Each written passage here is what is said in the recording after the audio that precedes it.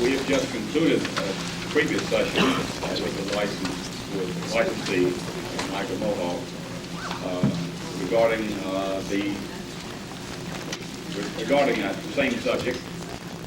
I explained during that session, and it also applies to this session, that we are interested in the comments both from the licensee and from the public, so that in our technical review of this issue, both views can be taken into account. We have not yet, at this point in our review, made any conclusions about what we have heard, nor will we be making those conclusions during this evening's session. But what we do want to do is understand what the concerns are, that we can take those back with us and take those into account. I do appreciate your patience. I do know that we have ran over a little bit on the previous session. Part of that is my fault.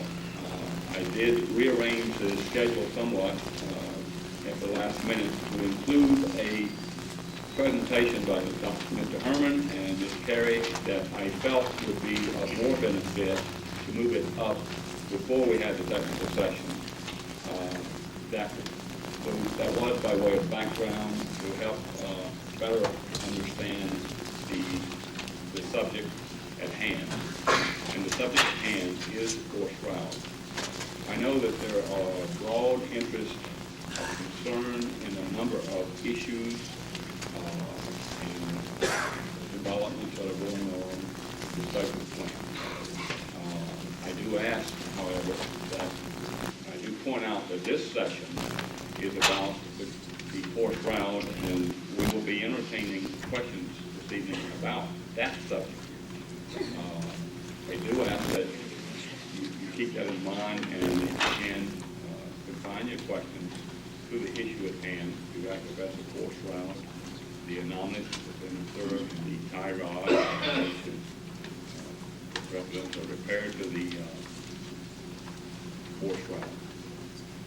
I would like to begin by introducing the members here at the table with me. I will ask them to introduce themselves, state their name, as well as their position. I'm Robert Herman. I'm a senior level advisor for material science working on the BWR and journalism problems. I'm Dick Westman. I'm chief of the mechanical engineering branch in the Office of Nuclear Reactor Regulation in Washington. I'm Darrell Hood. I'm a senior project manager, and I'm assigned to the review of the 9-mile plan for the NRC. I'm Terry Cavanaugh, reactor systems engineer at the reactor systems branch at headquarters. I'm Larry Dorfine. I'm a project branch chief in the Region 1 office. I oversee the inspection program of the 9-mile plants. And I'm Barry Norris. I'm the senior resident inspector for the NRC at 9 Mile. I would like to recognize certain members of the audience that are here. First of all, I'd like to by way of background, I'd like to note that the staff has received a letter from Congressman McHugh, dated the April 10th. It notes that the staff has this issue under review, and it calls for us to be diligent in our review of that matter, that we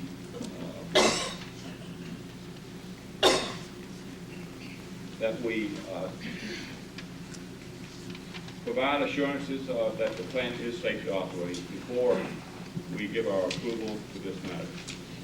We do intend to do that. Could I ask if there is anyone here representing Congressman McHugh in the audience? If he is, may I recognize? Hearing none. I'd like to move to other elected officials. I do know of one that I want to recognize. I'd like to recognize Ms. Barbara Brown of the legislature of Oswego County. And Barbara has informed me that there are many people in the audience that deserve recognition, and I would ask her if she would please do so. Thank you very much for bringing the meeting to Oswego County, and I particularly thank Larry Dorfline for his patience. I think I pestered him to death. Can't hear it.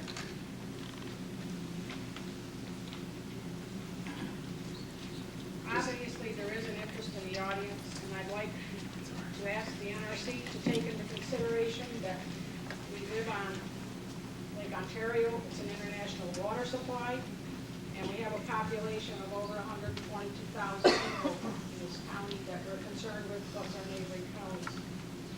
At this point, I'd like to recognize my fellow legislators.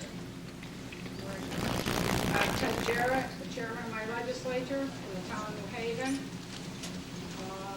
Frank Church, from the town of Scriba. James McMahon, our minority leader from the town of Hastings. Bruce Bidrow, from the town of West Monroe. Morris Sorbello from Morris, stand up, I can't see. Morris Sorbello from the town of Granby. Joy Dalton, my vice chairperson from the city of Fulton and the township of Granby is also in his district. I think I've got you all. Has somebody else come in? Clyde Osborne, who is your host town, had to leave and go to another meeting. He was here for the earlier presentation. You have a lot of distinguished people in your audience who are very interested in this. I have Dr. Sue Hammond from the town of Shrewsbury. You would stand when I call your names, please. Dr. Judith Johnsrud, who is from the State College of Pennsylvania. Dr. Paul Gunter, who is here from Washington, D.C. It's just Paul Gunter, though. Well, I guess it's Dr. Joe Allerton from Fulton as well. He worked on a Manhattan project, I understand. Dr. Ron Spravito from Oswego SUNY. He's still here. Dr. Rhea Jaser from Syracuse. Dr. Edward Swift, my mom's old surgeon, stand up, from Syracuse, New York. There's also Bob Weston, president of the Fulton Common Council here. And I have Connie Joshorn from the chairman of the Cayuga County Environmental Management Council is here. Okay, stand please. Chairman Sue Griffin from Shenango County, Shenango North Energy Awareness. Farm Bureau agent, James Cheney, our insurance agent. Doug Berbers from the Oswego County Extension was here, small business agent.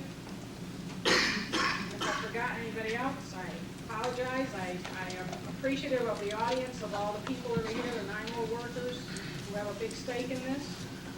Their health and their welfare are also to be considered. I know it means jobs. Jobs are important, but I also know that we need safety and we need to take care of our health in this situation. I'd like to read a paragraph from the forest routing context. It's a March 15, 1995 report to Congress on abnormal occurrences for October, December 1994. The NRC called the boiling water reactor forest route cracking the most significant concern related to potential failure of reactor internals reported during 1993 and 94. Although the cracks in the course route have deservedly received a good deal of attention in recent years, it is crucial to keep a system-wide perspective. Course route cracking is indeed a very serious problem, but more important, it is a harbinger of even more widespread future crises. As the boiling water fleet continues to age, component failures will become more and more commonplace. The current course route crisis should be thought of as a wake-up call rather than an opportunity to find and apply a technical quick fix. In other words, no Band-Aids, please. I thank you for your time, and I thank you for coming.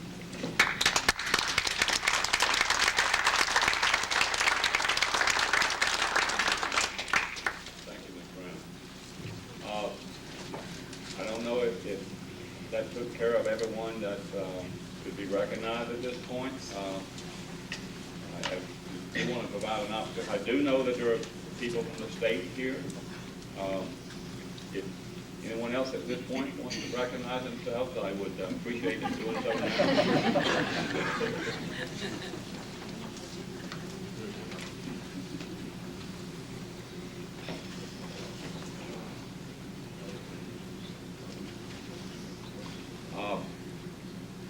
At this point, I think we are ready to entertain comments or questions from anyone who has them. I believe the first hand that was up was slightly to the right of you. Oh, me? Okay. And I would ask, please, if you would help us, if you would identify yourself at the beginning of your question. The first question I'd like to ask is, Knife Mohawk has led us to believe that core shroud cracks are very common. Are vertical core shroud cracks common, and how often do you see them?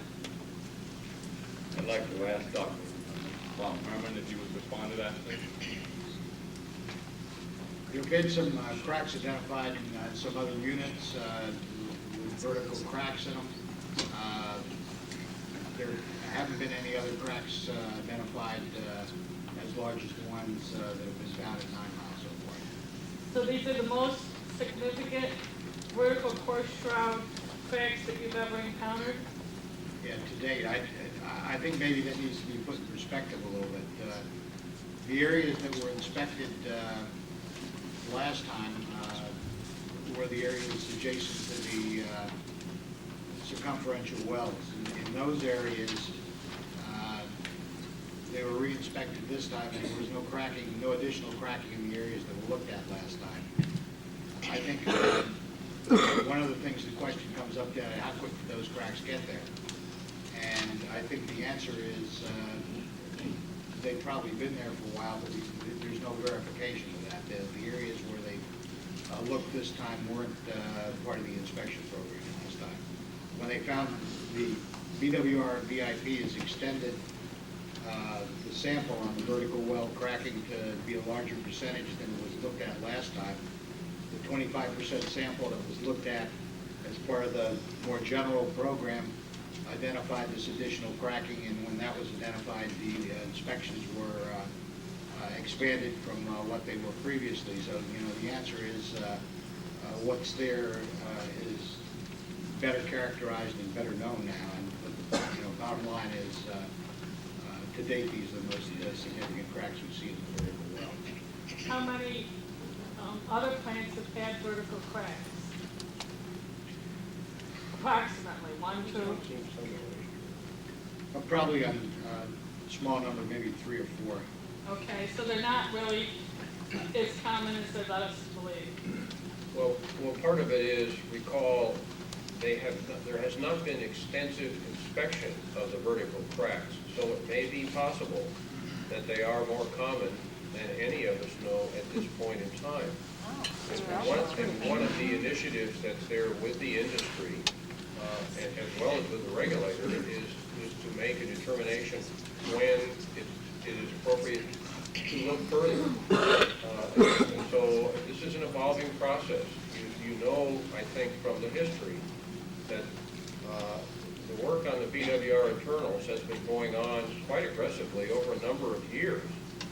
And as additional work is done, we continue to learn more about it. And so I don't think you can infer a single conclusion regarding 9 Mile vis-a-vis the rest of the population of nuclear power plants from a few statements, because it is evolving knowledge. I think the Then other what thing you're needs, saying is they probably exist in a lot of other plants, that you people have not inspected the other plants yet. No, Is this because that's- of cost, or? I think there's something that needs to be put in perspective with the vertical well cracking. It depends on what was done. There've been quite a few inspections done of circumferential wells at a lot of plants, and all those that have been inspected have had required margins to operate through the next cycle. If those circumferential wells have those required margins, the vertical wells can be cracked from top to bottom. And they really have no significance in terms of safety of the plant. The only time you even get into the issue is if you make the assumption that the horizontal wells are completely gone on the plant. It's not the case in 9 Mile, it's not the case anywhere else we've looked at. That's the only time it's even a safety issue. Was it, these cracks in the shroud expected when the plants were first put up? I mean, did they expect that the plants would get cracking in the shrouds? Intergranular stress corrosion cracking started around the late 60s in the piping systems, and I'd say when the plants were developed originally, I don't think intergranular stress corrosion cracking of stainless steel materials were considered to be a problem. I think what's happened over time in the last probably 20 years that we found out you get cracking in those components, and there's been inspection programs put into place to look for them. And I guess with regard to internals, it's, we're here talking core shrouds tonight, but earlier tonight I put up some slides about maybe 28 or 30 vessel internal projects, examination requirements, and other things that are going on. We're looking at a lot more things than just vertical well cracking. So you're saying they weren't expected when they were first put in, but now you've learned to expect them. Are they more prevalent in the older plants? And at what age do you usually expect to start seeing the core shroud cracking in the plants? I think the plants have been categorized to an ABC category, and I think it's what, 6 or 8 years service. It's 8 years in water chemistry, I think, for category A. It's also dependent on the carbon content of the shroud materials. After 8 years, plants go into a category B type of arrangement where there's more frequent inspections. And the category C plants, which are the older ones, have even more inspections. So 9 Mile, The important thing one is, being the most- excuse me. The important thing is, it's not just how old the plant is or when it was built. There are other variables that enter into it. And we talked about the metallurgical content of the steel involved. We talked about the water chemistry of the power plant and how it's operated. We talked about the neutron fluence, and we talked about the age, and you talked about some of the construction and original welding activities that were done. It is a complex process, but you can't just say because the plant's 20 years old, it's in trouble. It's not as simple as an assertion like that. but you're saying that you see it much more prevalently in an older plant. Or are you saying, no, you don't see it more prevalently in an Well, older? that's fact, but by the same token, you also increase the inspection programs in the older plant to better characterize what's going on. Okay, so you are saying that yes, probably in the older plant you'll see it more prevalently. And 9 Mile 1 is the oldest commercial operating reactor in the country, is it not? No, it's not. Second oldest? 5 months? Bigger one. Second, the oldest boiling water reactor. Has 9 Mile 1 had trouble with control rod insertion in the past? And will the vertical cracks make this more likely to happen? I don't know the history of 9 Mile, whether or not they've had problems with their control rod insertions, but I don't, from a systems point of view, I don't foresee that the vertical cracks in the shroud will in any way not allow the control rods to be inserted. One of the things that's routinely done is there's scrap testing times on the control rods, and as part of their technical specifications that the rods have to insert in a certain period of time. And if they don't do that, then they're considered inoperable. So they do, I don't know what the frequency is, maybe you can help me with the time. Did I understand the NRC to say that these latches had failed in the past, that Niagara Mohawk had put in a year ago? That's what we're talking about there. You're talking about the The little tie latch on the shroud tie Yes. rod. No, this is the first time that we have been aware of a failure of this particular latch. So this I is should the- point out, excuse me, let me continue. That the tie rod design on each of the boiling water reactors is slightly different and is unique to the particular power plant. This particular power plant is one of two plants that has this conical shaped support at the bottom of the shroud, and therefore the attachment arrangement and the way these wedges have been attached is slightly different than at other power plants. At the Fitzpatrick power plant, not far away, there are 10 tie rods with a different type of latching arrangement. So this is the first time that we have seen this particular situation. On the other hand, because of the process of design and inspection, the inspection process found exactly what we looked for, and that's why we have this detailed inspection process. And this is, I think, the confirmation of why we work very hard at design and review, and then why afterwards we say, even though, we want to inspect it and look very carefully to see if there are problems, and then intercept them and resolve them before it goes any further. And in the case of this single latch failure at 9 Mile, we believe that's what's been done in this case, and I think you saw the little latch assemblies that were held up here.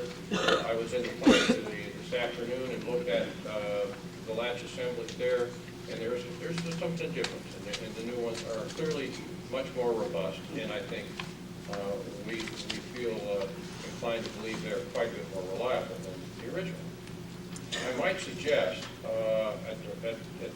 perhaps at the risk of not keeping you happy, that we offer some opportunities for other hands to go up, or if you only have a couple more questions, let's do yours and then let others try. Most of you can just answer yes or no, it's really easy. I'm sorry. When you said that the single latch, as a matter of fact, wasn't it 3 latches out of the 4 that failed? No, ma'am. The single latch is the one where the little end thing broke off. Well, the I believe tie there are a rod couple of the others part. showed indications of some wear and some damage, and the inspection process identified that. Okay, if Knight Mohawk was forced to shut the plant down at this time, they're obviously in severe economic trouble. I mean, the state has already bailed them out somewhat, and it's highly unlikely that the state would bail them out any further.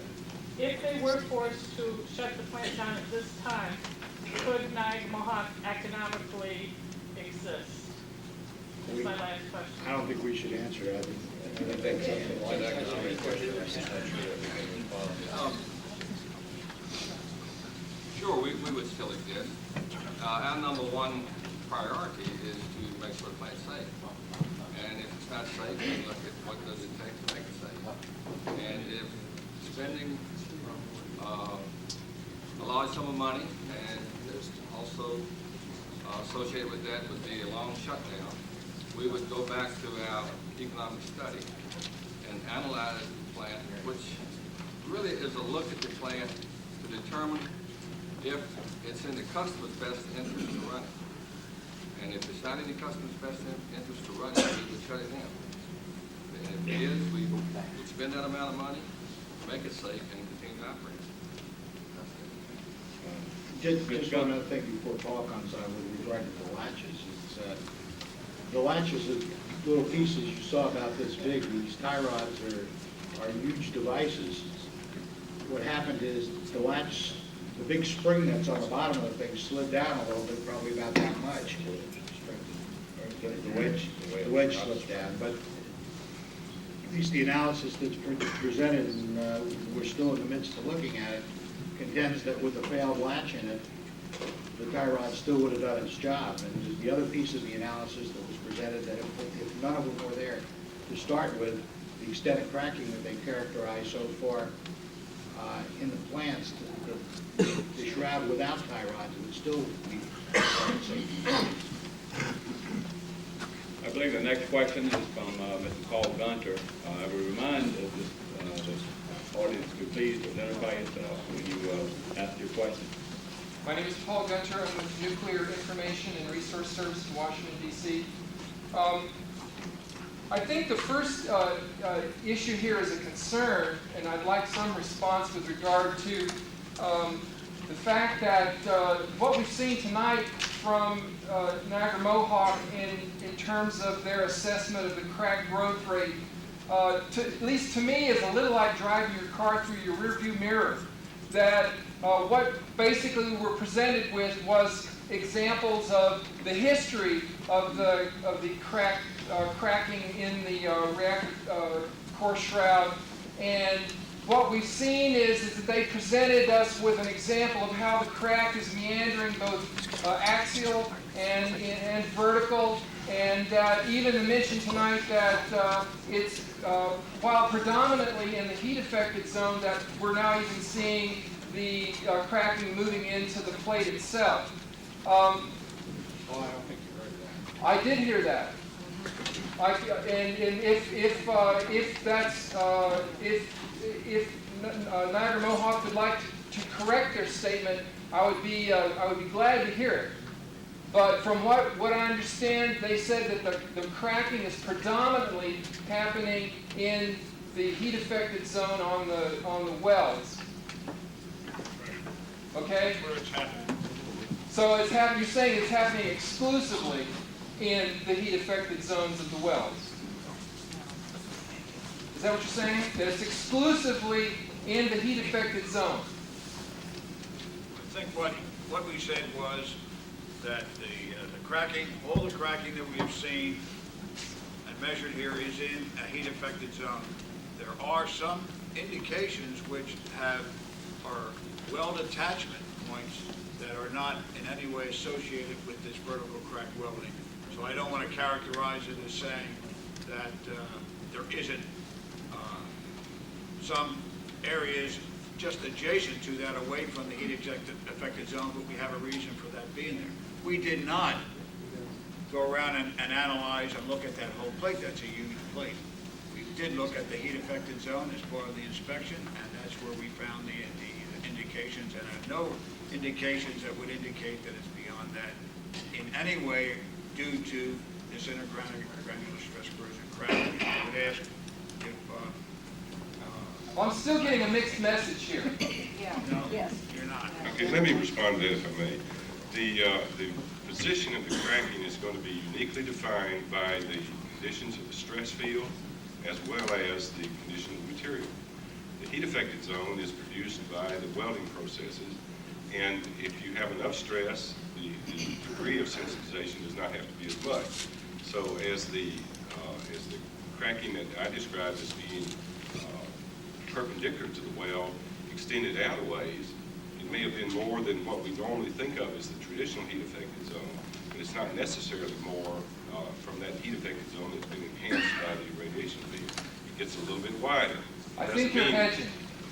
I think you're hedging. And this is my point, that what we're seeing now are indications that are moving outside of the parameters that you've currently characterized this whole deterioration mechanism for us. And what you're proposing is to operate this reactor 14 months longer given these uncertainties. We've heard from the NRC that the uncertainties exist in terms of how they're able to, or unable to predict just exactly how these cracks will grow. And this is my point. You're driving this reactor through your rearview mirror, and you're driving it at the expense of public health and safety. And that's a violation of your mandate from Congress to protect public health and safety.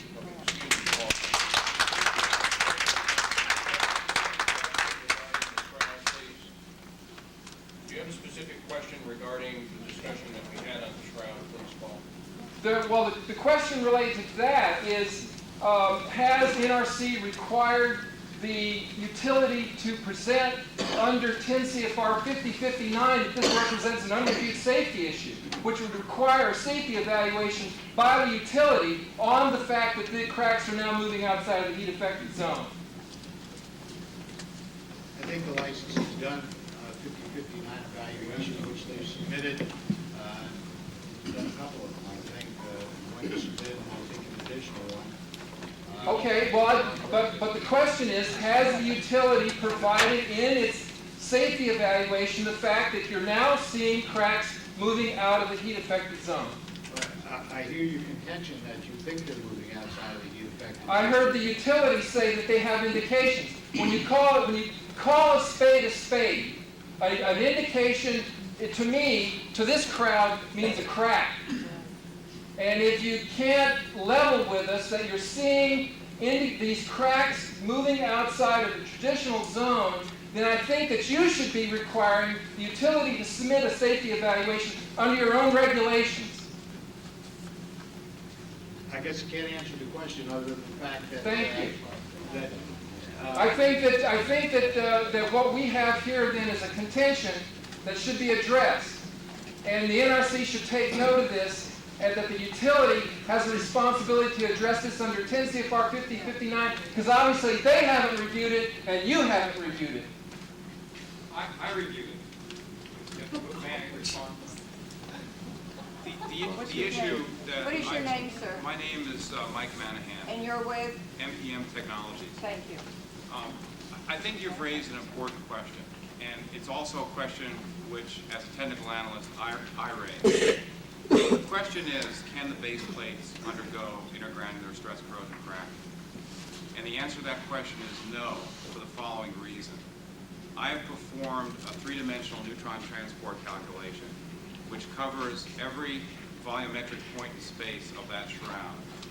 Those fluences are below the threshold required for a radiation-assisted stress corrosion cracking. This is not a viable mechanism in this plant. 304 stainless steel does not undergo stress corrosion cracking unless the grain boundaries have been sensitized or unless they've been irradiated to a high enough fluence that the grain boundaries can undergo stress corrosion cracking. The issue that you're raising is technically impossible to have occurred in this plant. Well, again, see, my point is, just to put it in simple language, I think that you're driving this reactor through your rear view mirror, that you have one set of industry representatives saying that you're seeing indications moving outside of the heat-affected zone, and you're having another consultant saying that it's impossible. And I think that all we're asking is that you represent this under 10 CFR 5059 and you review it as an as a potential unreviewed safety issue. I'll try it one more time. We did do a 5059 evaluation of the cracking potential to have some unreviewed safety question for this plant. It's done. It's a matter of record. We conclude, based on all the analysis that we just went through for 2 hours, there is more than enough ligament there to preclude anything happening for several cycles, but what we're doing is limiting ourselves to 10,000 hours or far less than a normal 2-year cycle in this plant just to perform another inspection. And that 5059 was based on all the guidance that we have relative to the crack growth rates, which are very conservative. So end of that issue. We did do a 5059 with respect to the tie rod. That is on the record and was submitted with this docket, which is in accordance with the regulation. What we have is a plan that has been looked at, been reviewed, and these cracks will not cause a problem in the interval we're talking about. I don't know how else we can say it. Okay. I'll just say one more thing and then I'll sit down and shut up, okay? I believe we understand the concern, and you've heard the answers here that have been offered, and we understand those too. I really don't think there's more to be gained as long as we understand the concern that you have, and I believe we've reached that point. But is the issue addressed under as the fact that they have told us tonight that indications are moving outside of the affected zone? Is that clear? There is not a 5059 to my knowledge. There is not a 5059 on that. Well, that's all I want to know. So it is an unreviewed safety issue, and that's where you'll hear from us again. There's another hand behind Mr. Gunter, ma'am. Yes, ma'am. I guess I'm just kind of a farm wife over here that does a lot of canning, and a lot of these words I don't understand, and I don't think I'm alone. Ma'am, excuse me, I didn't catch your name. Ginny Sam. Say again, Ginny please. Sam. Thank you. I do a lot of canning, and one of the things I've learned in my life in canning, that boiling water is not all that safe and blasé, and that very tiny cracks can suddenly explode into broken jars, regardless of how long the company says the jar should last. That there is no such thing as that nothing will ever happen, and the last couple of interchanges have been in a foreign language. So I guess I have a couple of questions. One of them is very basic and very simple. We have a latch that was in place for under 2 years, I understand, that sort of failed or might have failed or is beginning to fail or something. So we've spent a lot of time devising a new latch, which I heard before will last the life of the plant, which I realize is nebulous, but somebody suggested 20 years, might last a fuel cycle, should last a year, and then somebody has said that the latch isn't even going to be inserted right away. What are we talking about? It's been my experience around here, the Niagara Mohawk spokesman had not to really talk to those of us that aren't physicists, and had not to answer questions that we could understand, had not, I think, to understand the questions that we're asking. I live here. I live within 10 miles of these plants, within 10 miles of all of them. I raise animals. I have raised a great number of children. I don't like the idea that since the day we moved here, it's been, it will never happen. It will never happen. It will never happen. We hear all kinds of horror stories of things that have happened. When we ask questions, we get belittled or spoken to in Greek. When we try to get a true yes or no answer, we get told all kinds of things by spokesmen who regurgitate what goes in and out, sometimes without processing it at all. A lot of us here are concerned. A lot of high-powered people came here. That's an indication to us that there's a problem. And the problem isn't just in Greek alphabet and in talking about things that will never happen. What is the purpose of this meeting? Do you care at all about those of us who live here? And what is happening? And is this thing safe for an hour or 40 years? What's going on?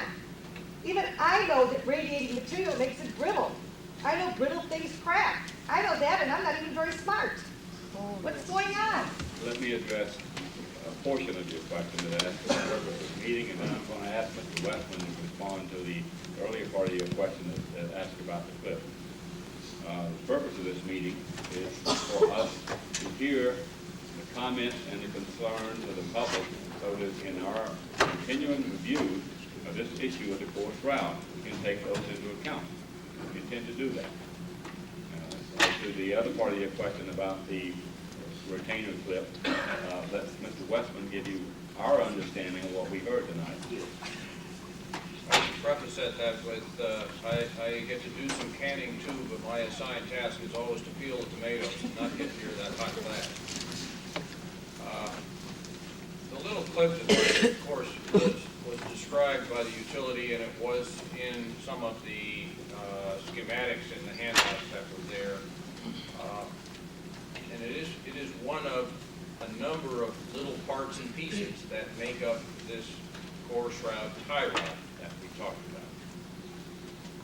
And the basic purpose of this core shroud tie rod, there are 4 of them, was to be responsive to the postulated situation where these circular welds, in other words, you have like a stack of cans, and if you postulate that some of those circular welds had fully failed, and they have not, but to deal with that postulation, boiling water reactor owners and the GE and the utilities involved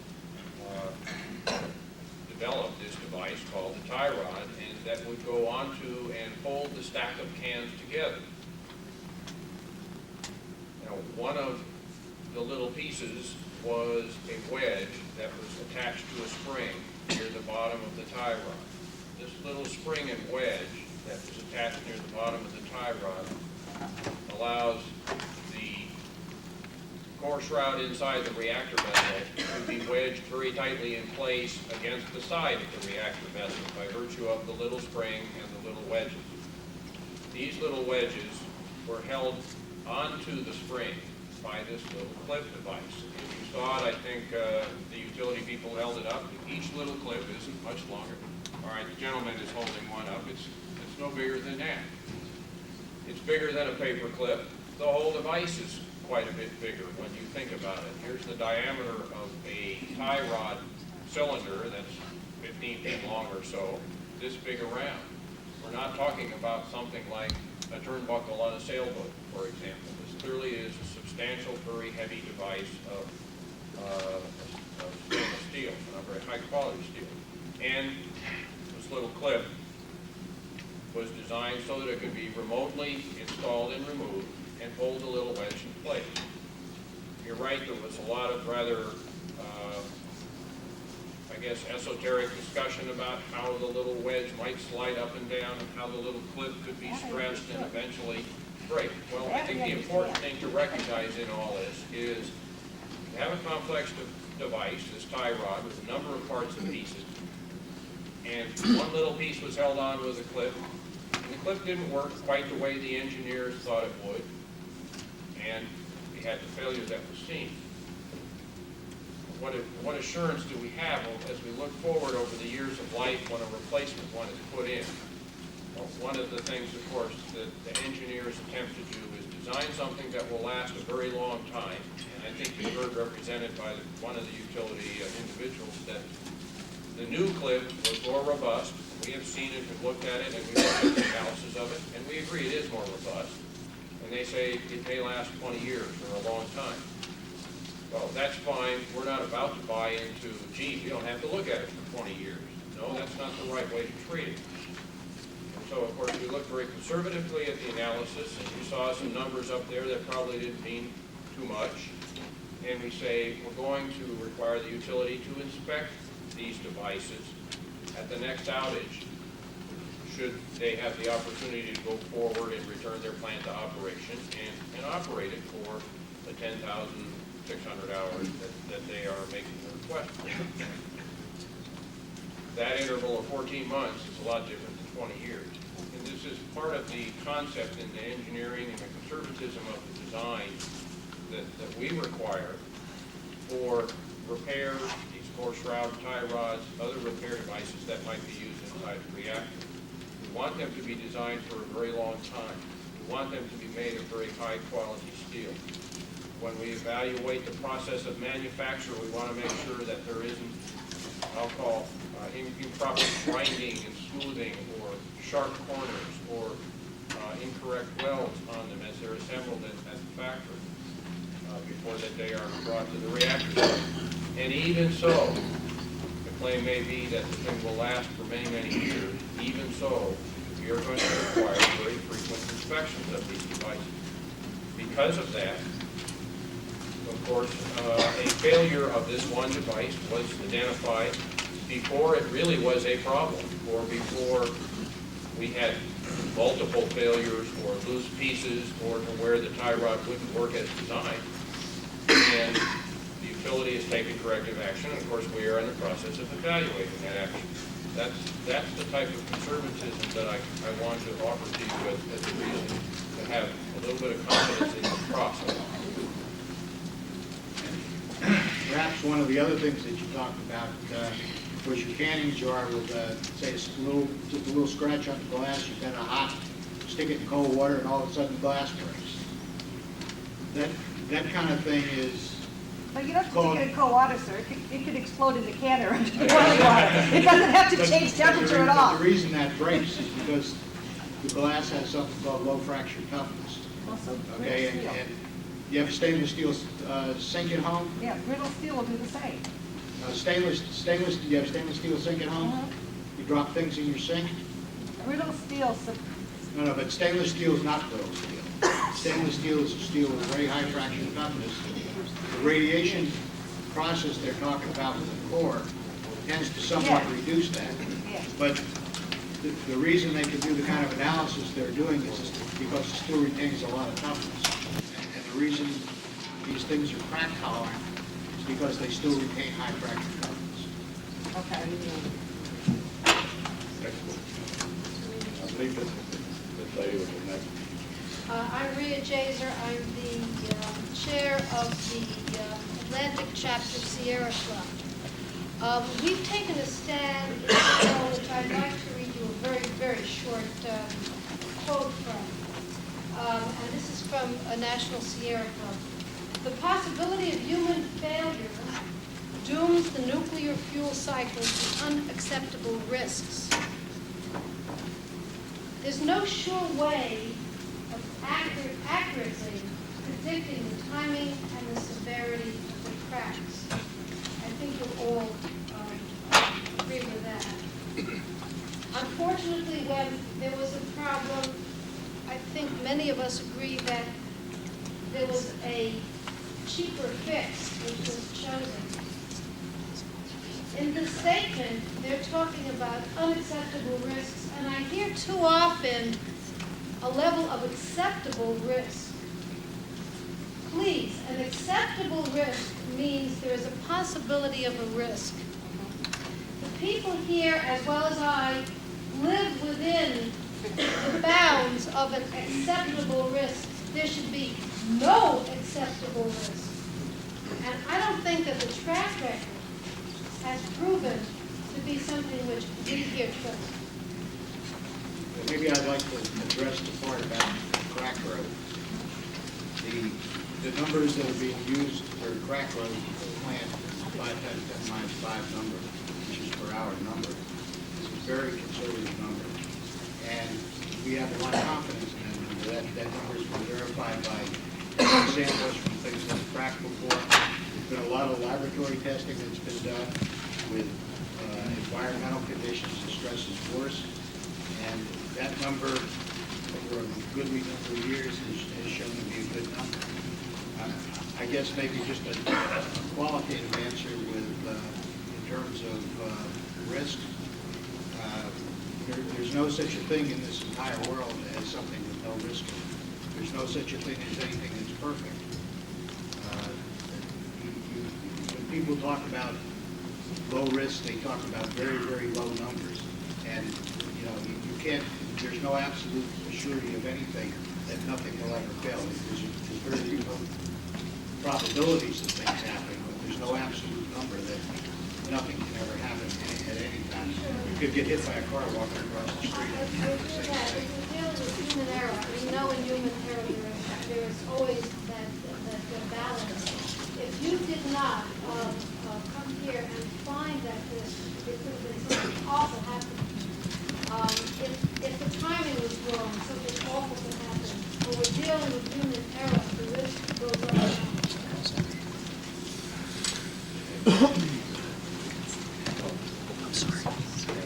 Yes.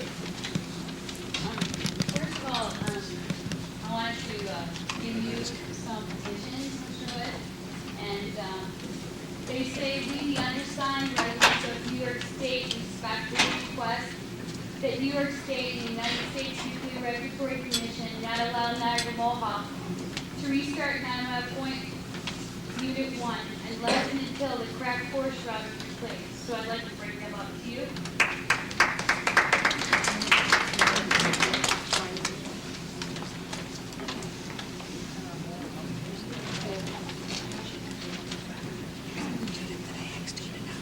Is there a sponsoring organization, or are you the sponsor for this petition? No, these are just concerned citizens that live real close to the nuclear plants.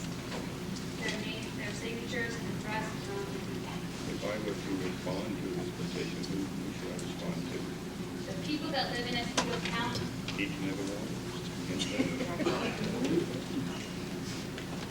Well, certain people on their list. That petition, we understand what it's trying to do with it.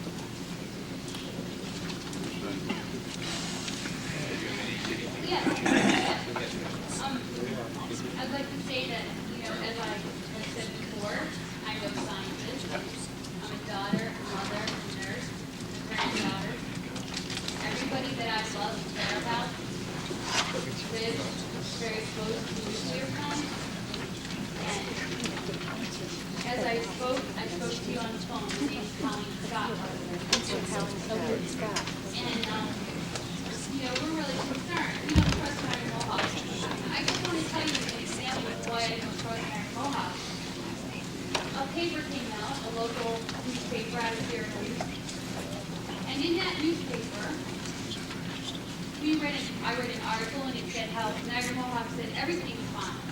we're gonna reload that plant, and everything's great, it can run. When you got to what they call the money section, it said how they couldn't even treat the customers properly. They were being fined. So then the next day, the newspaper came out, and they're being fined again because of problems at 911 and 912.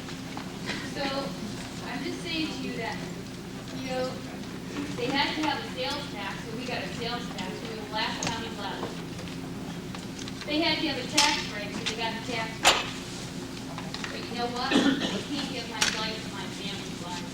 So you guys think about that when you go back to Washington, and you're not 10 miles away, sitting there wondering what's going to happen and waiting for the siren. Thank you.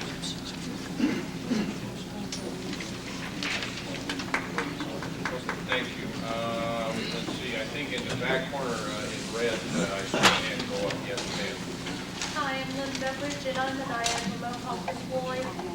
And I'd just like to say that everybody you heard speak from Niagara Mohawk tonight lives in the surrounding area. They all have families.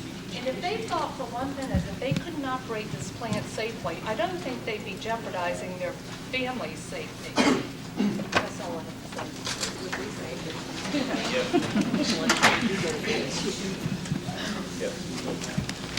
Yes. I'm sorry. You. Would you identify your name, please? My name is Fern Parsons, I'm area of County Bowling. I sat here and listened to the Niagara Mohawk statements about the safety and all they were doing to protect us, but if you turn on the TV any day, there's always a court action that you can listen to, and the offending or the defending party always has all these specialists that will say how great they are, they've never done anything wrong. Well, I read a book called A Civil Action, and I don't know how many of you have read it, but it's a true story about Woburn, Massachusetts. And what people stood up, like the last speaker did, and defended the chemical companies that were there until they came down with the same diseases that everybody else in the community was. I don't know, we aren't as naive as we used to be when I grew up on a farm and helped my dad build fences and milk cows.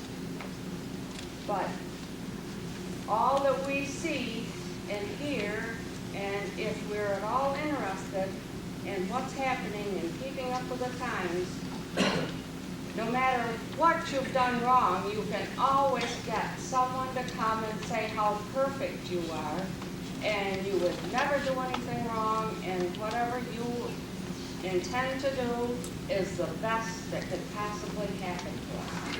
I just want everybody to really stop and think this thing through. Thank you. Yes. You. Yes. Thank you. My name is Mike Kenneth. I'm an instrument and control technician at 9 Mile Point and the business representative for the union members at the plant. I live in the Oswego area and share the community's concern for safe nuclear power. However, I have an advantage that some members of the community do not have. I work at the plant and represent the union workers who operate it and maintain it. A good share of the responsibility for the safe operation of the plant falls on the shoulders of people like myself and those that I represent. I've been able to see from inside, I've been able to see from inside the company's sincere and honest concern for the safe operation of the plant, and have experienced firsthand the improvements made at the plant in regulatory compliance and operational conditions. Unit 1 is actually a better plant now than it was 10 years ago, due to the tremendous effort put forth by the employees of the plant to address each and every administrative and physical concern. I've had the opportunity to review the information in regards to the shroud and support the company's position that the plant is safe to run. I also support the company's plan for mid or next cycle repairs and believe that this is a very conservative position on their part. Those of us that work at the plant would not support the restart if we did not feel the plant was safe to run. I'm certain that some of you do not believe this and think that our support is based solely upon our paycheck. This, however, is not the case. The company and the union are mutually responsible for workers' safety, and I would be very remiss in my duties if I allowed my members to work in any facility that was not safe. I'd also be remiss in my duties if I allowed my members to work in any facility that could endanger their families and the community. My family lives 8 miles from the plant. I would not support restart of the unit if it could put them even in a remote danger. I support the community and everyone here today for having a questioning attitude in regard to the plant safety. That's how it should be. The answer to the question, however, is that 9 Mile 1 is safe and its continued operation will not pose any danger to the community. Thank you for your time.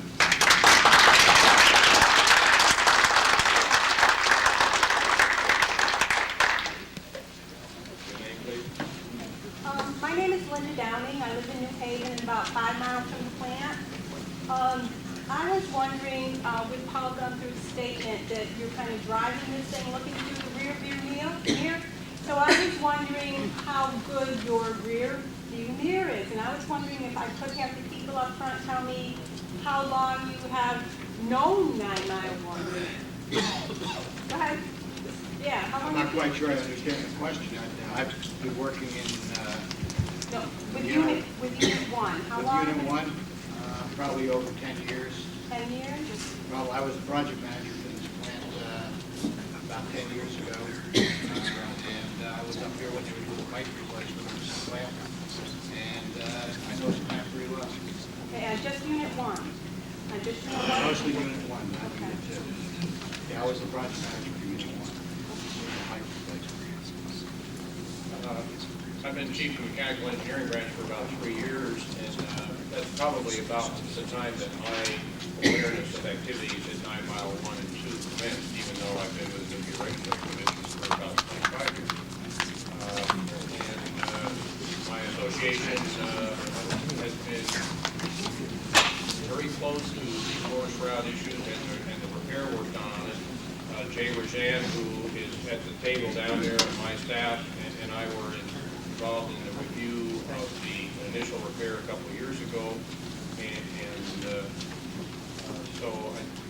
and other members of my staff and I have been involved in some of the motor operated valve issues at the plant, both units 1 and unit 2. So, although a shorter period involved a number of activities in the mechanical area. I've been involved in various aspects of nuclear power for over 30 years. 20 of those have been with the Nuclear Regulatory Commission, and much of that was nuclear licensing. So I have known of the plant from the very beginning.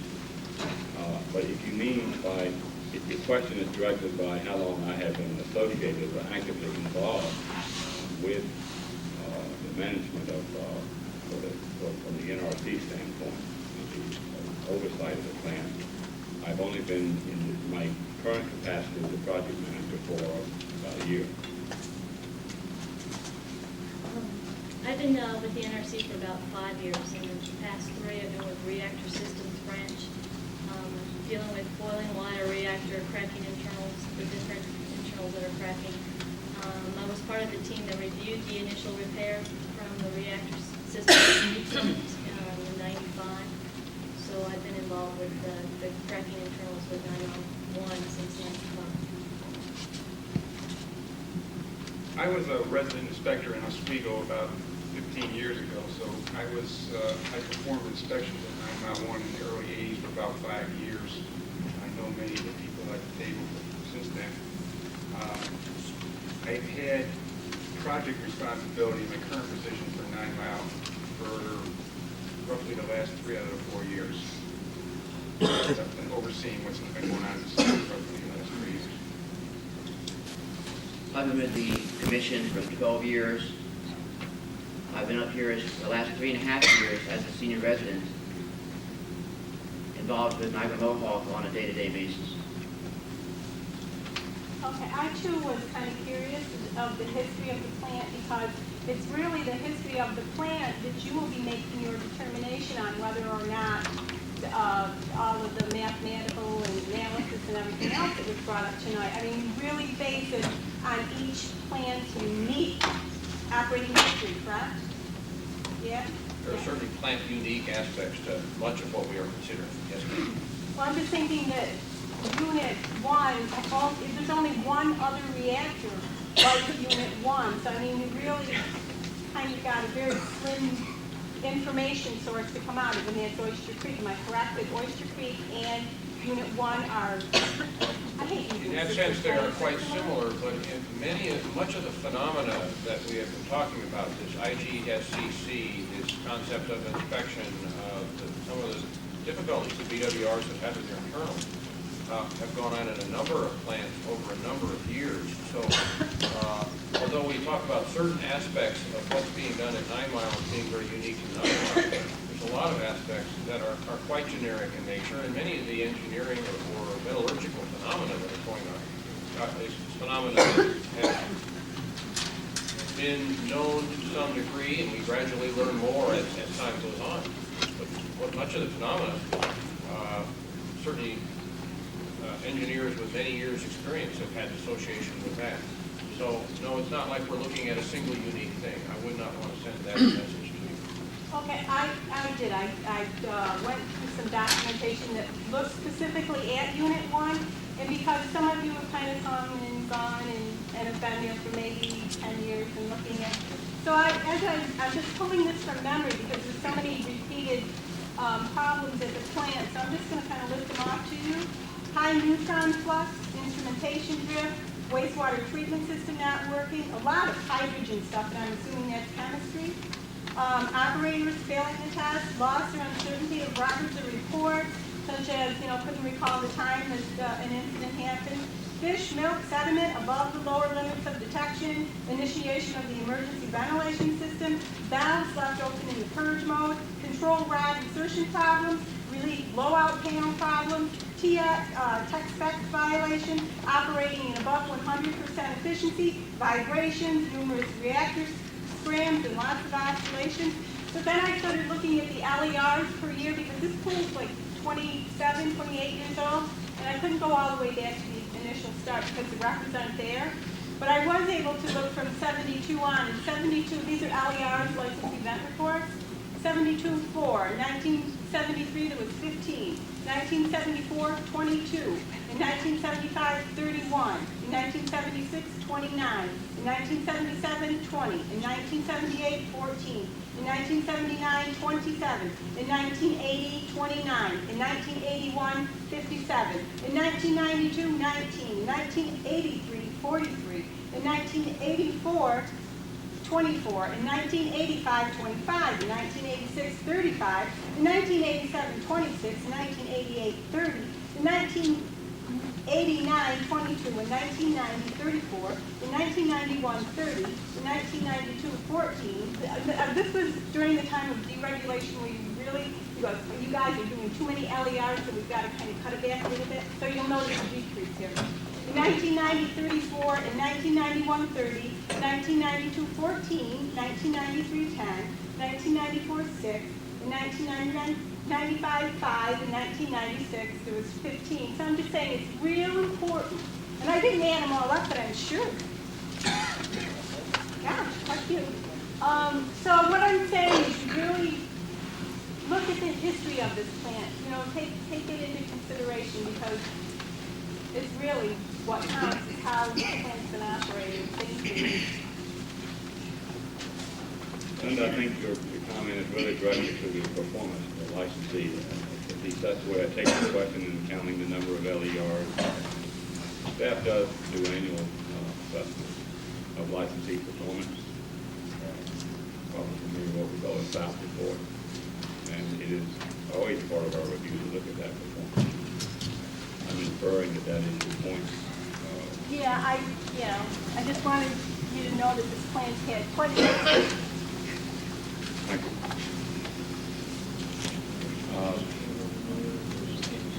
Understanding. Yes. My name is Ruth Hamlet. I have one little question. If this plant has all these problems, why are you waiting 14 and a half months for another inspection? I mean, a lot can happen in 14 months.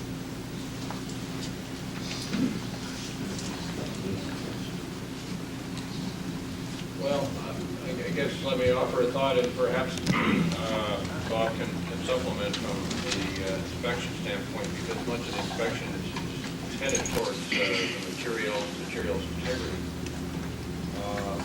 I think that over the years, the American Society of Mechanical Engineers, the ASME, has helped develop consensus guidelines that give based upon good engineering principles and good engineering judgments from engineers all over the country, lots of recommended inspection and testing intervals.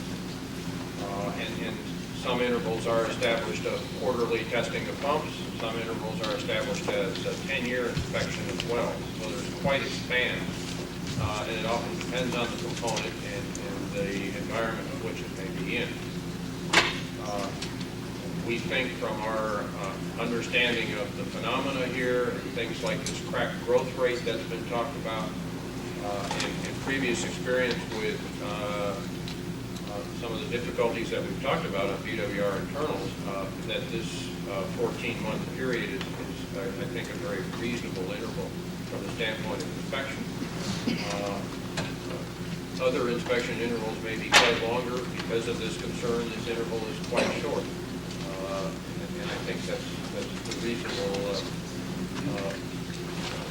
approach that is taken regarding inspection. Bob, perhaps you can add to that. I just think that probably the simple answer to it is that the licensee has proposed 14 and a half month inspection program based on the technical arguments that were presented this evening.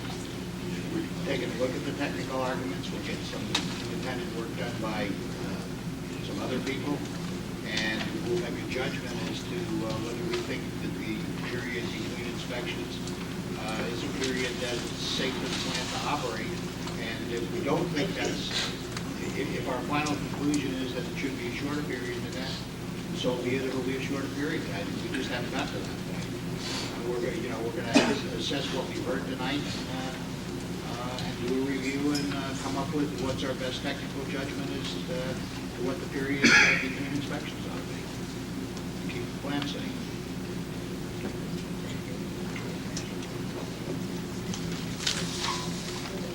Cindy, I saw you raise a question earlier. Did you have a question, or did you? So I had a comment first. I'm 50 and proud of it. When I was a teenager, I moved to a school where a certain population of the girls were speaking a language that I couldn't understand. I felt excluded, and I wanted to be popular and be a part of the crowd too. Well, it was called Pig Latin. That was about 1961. Now I'm hearing advanced Pig Latin. But you know, once it's translated, then you can become a part of the group. And you can understand. You really can understand and become a part of the group. But you see, you put up that barrier when you talk that language that the other side quite can't understand. And I like to search the documents. I have nothing else to do, you know. So I go down to the local PDR, and I find that the documents on 9 Mile 1 in 1971 were very easy to understand. In fact, they told me how the part functioned in plain language. They, the, and, you know, plain language. And they told me why. In fact, I found it in 1971. 2 pipes of 9 Mile 1 had intergranular stress crack corrosion.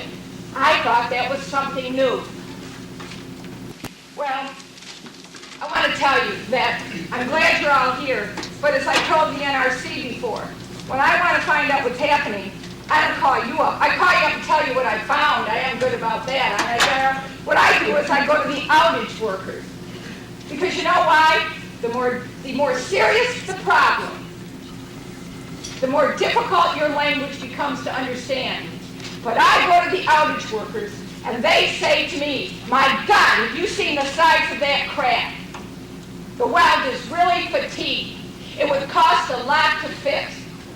It would cost a lot to fix. And I asked my friend, who's a welder, down there, on the course shroud. Why? Now, this was 3 weeks ago, before it was even in the paper.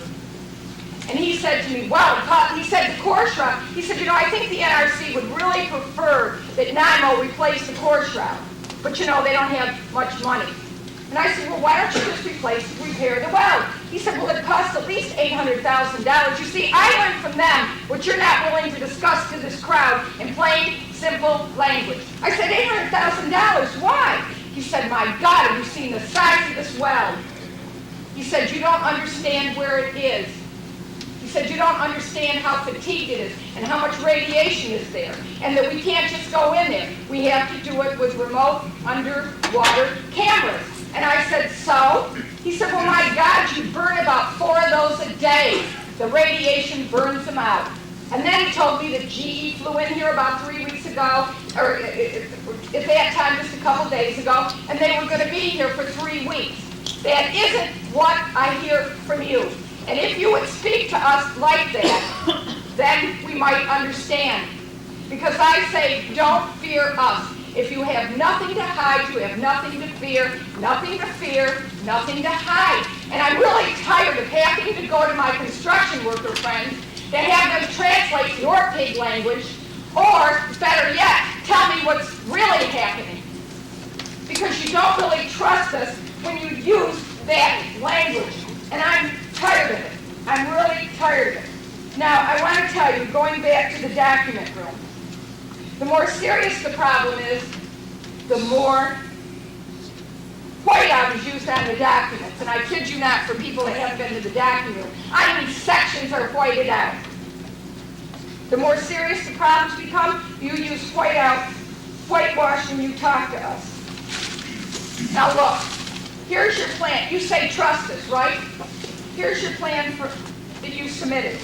Would you like to tell the folks why the crack growth rate based on GE theoretical model is all blanked out? Sir, honestly, Darrell, if you want us to trust you, then trust us. Give us the information. We have friends that are PhDs. Ginny Stam said she wasn't too bright. She's a human geneticist. Her husband is a PhD. There are many PhDs in this audience. I have many friends who are at other nuclear plants, and I call them up. I even have had friends who were resident inspectors who would translate things like when 9 Mile 1 was going to put on their 4 tie rods. I had the opportunity to talk to a NRC employee somewhere in this world, and I said to him, what do you think about the 4 tie rods?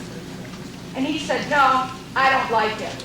Because other companies, you remember they were going with MPR's 10 tie rods. And I said, why don't you like the 4 rods? And he said, well, think of it, he made it very simple. That's my point. He said, think of a top of a drum. And you have all those rods under there for support. And if you put 4 wider ones in there and one of those cracks, you're leaving a large area unsupported. Now, what's so hard about explaining that to people? Okay, and I went through the documents, and I'm beginning to wonder, did GE have something to do with this? I go through the documents, I didn't see it in the newspaper, I didn't see you announcing it on television, and you say, trust us. Why didn't you tell us in March of '95 that as soon as the reactor went back online, you all discovered that the tie rods were put in incorrectly?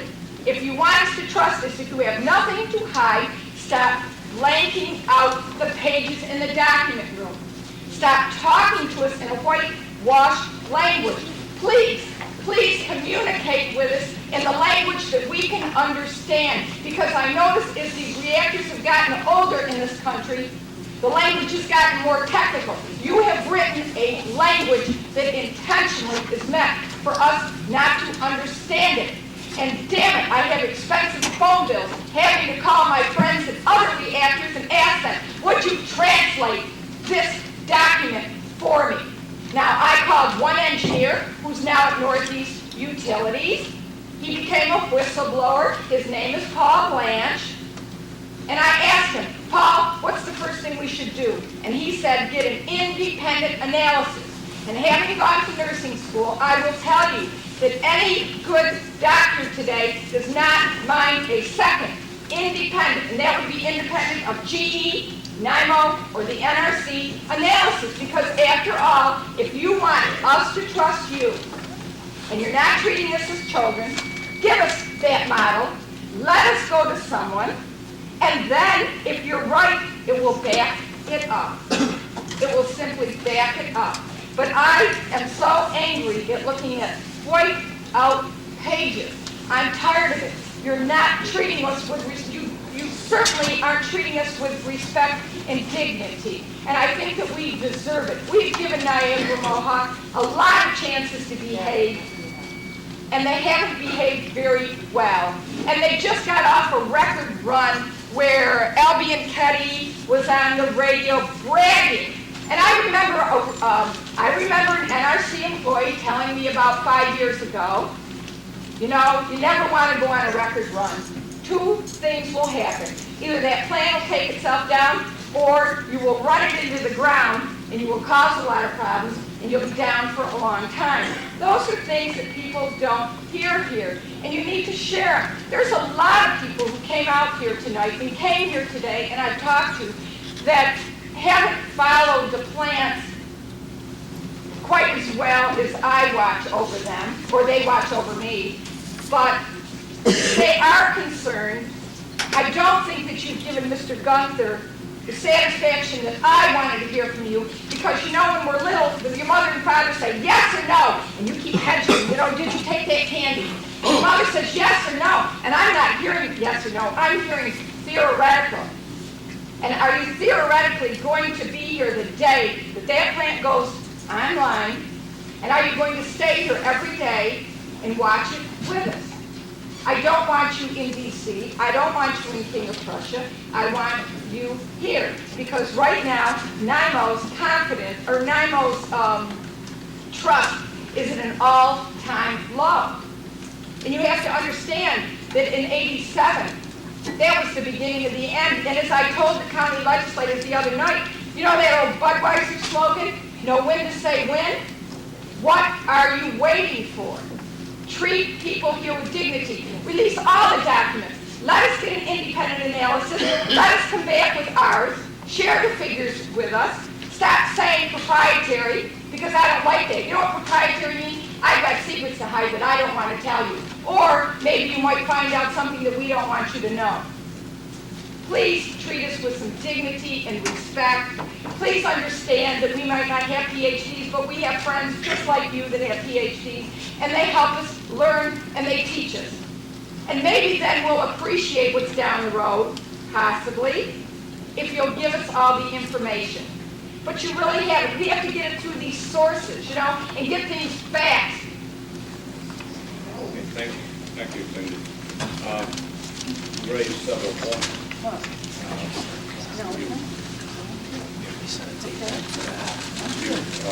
You raised a question about the repair of materials that have been highly irradiated.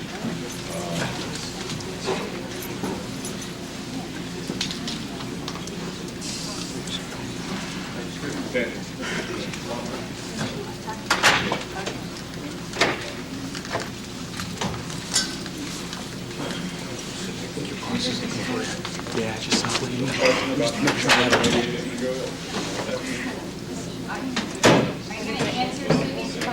Gentlemen, excuse me.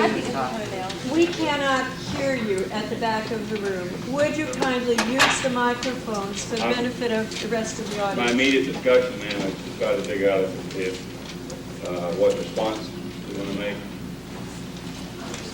The lady spoke for quite a while, and we're just trying to focus on figure a out couple of points. specific points so that we can offer respond. I would respond. Just respond to the independent analysis.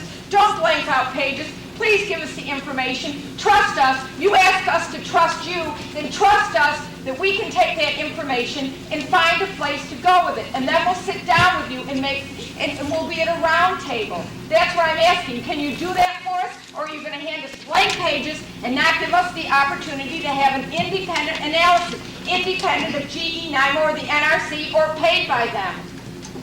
Let me respond to some of those points. All right. First, the business of a proprietary information. the NRC's regulations under 10 CFR 270 provide for certain information to be withheld from the public for a number of reasons. And there are aspects of this design that fall into that category.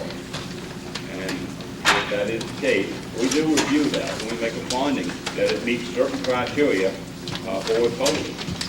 And as we continue to do that, that type of information will continue to be withheld. So I can't give you an assurance that there's nothing out there that's not going to be withheld from the public. The regulations provide for that, and for good reason. One comment with regard to at least one piece of it. One large part of the blank pages you see in there are the predictive model that General Electric has, that they consider to be proprietary.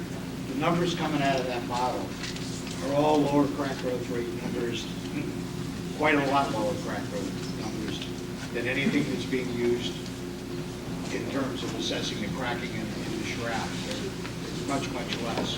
I can't tell you numbers because we have proprietary reasons or not, but the numbers are considerably less than what's being used in the crack growth models. Well, then show us the numbers. Right. Trust us. It's not a matter of trust, it's a matter of what the regulations Part of it's just built, and that's the way the law is when certain commercial things are developed and there are patents and things to protect the developing organization. And it doesn't matter whether it's General Electric or an inventor that lives down the street from you. There are certain laws that allow an individual or a company to keep that technical information withheld from public information, because otherwise that individual spends all the money developing it, somebody else gets it and doesn't have to spend the developmental end. Nobody's going to build another. Sort of thing. We're not It does gonna go build on certain ours. proprietary things. I think we need to move on to another question. Yes, ma'am. My name is Susan Griffin. I'm the director of the Shenango North Energy Awareness Group. And I have also listened to your projections of running the plant for 14 more months, how many hours you said, and your projections that everything being equal, that should be a safe interlude for the cracking. But I'm here to say that everything is not equal. Just this week, you fined Niagara Mohawk $200,000 because they, see here, the company failed to control the level of reactor water at the 9 Mile Point 1 nuclear power plant. I have a list of 13 other violations which have been enumerated by other people. So that this is not something that stands alone, and it interacts with every other part in the nuclear reactor. And as a matter of fact, back in 1984, when a Chicago plant had cracks in its shroud, somebody from the NRC said, quote, the cracks also could indicate problems in other reactor components. So that's what we fear.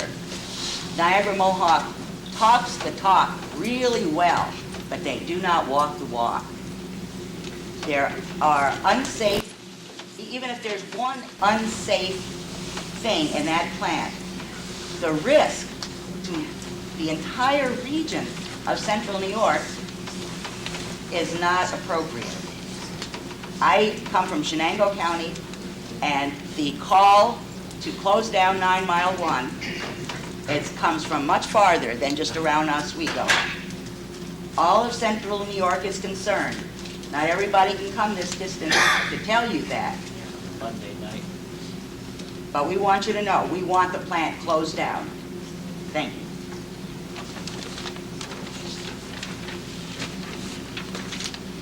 Yes.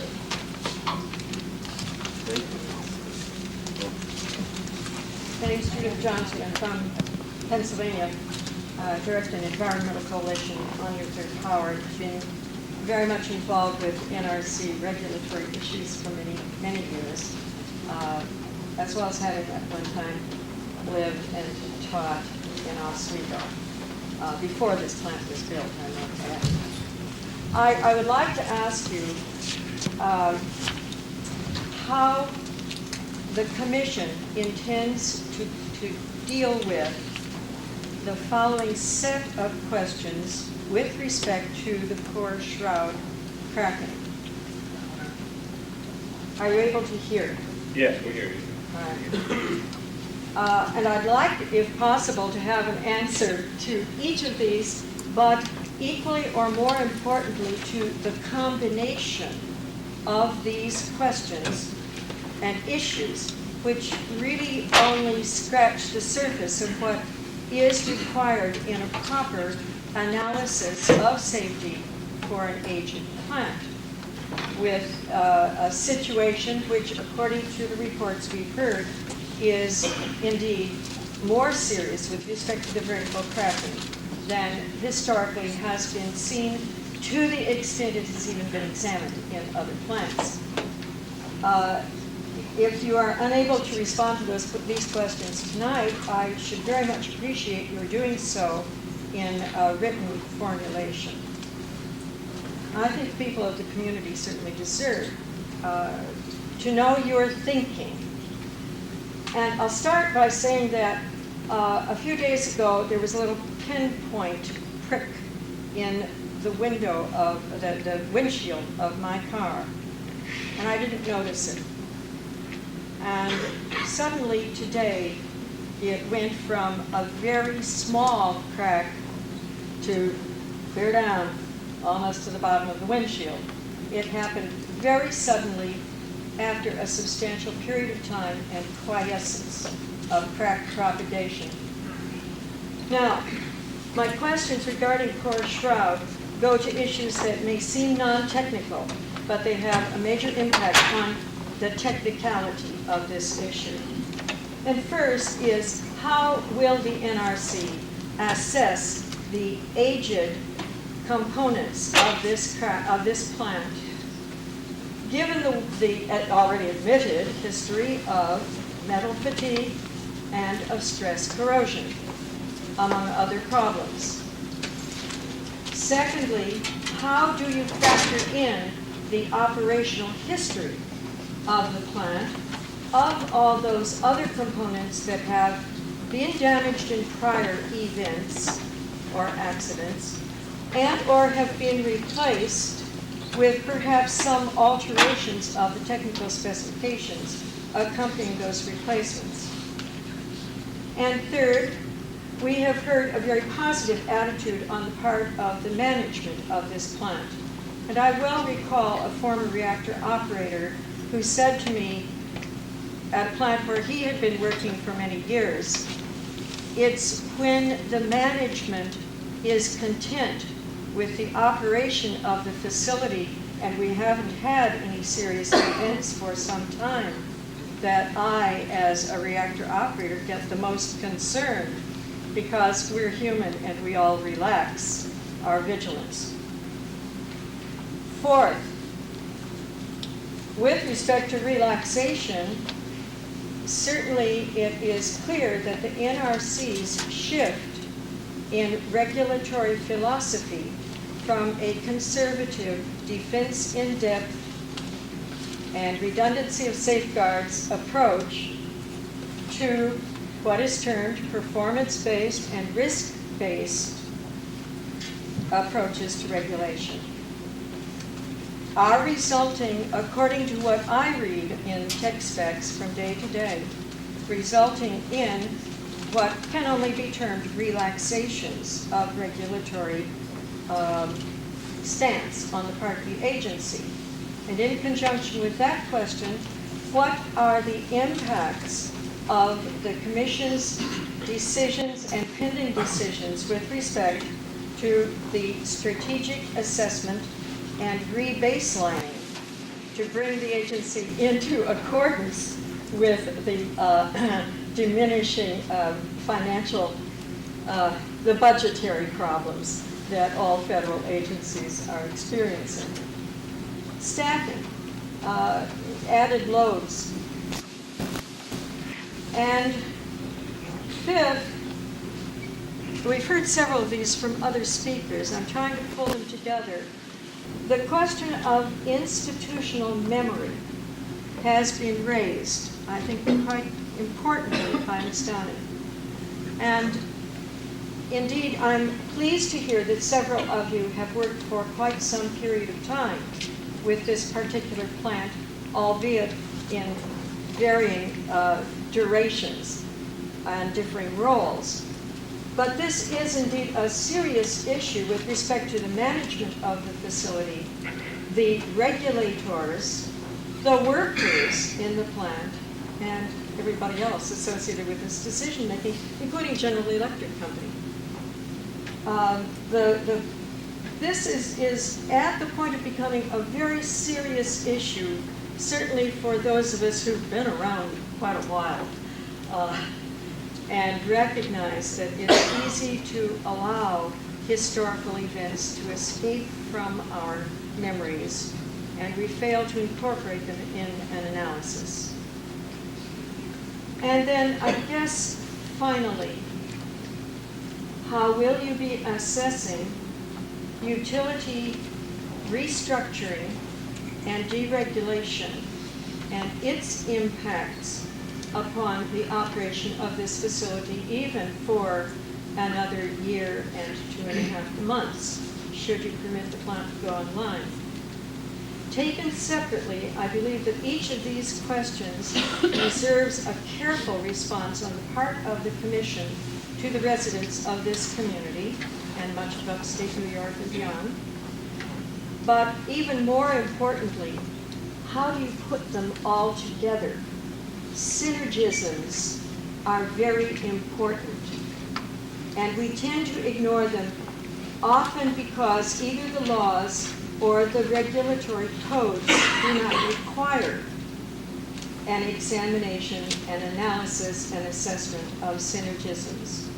What we have heard tonight, unfortunately, I believe, is based in good measure on theoretical calculations, on simulations rather than experience.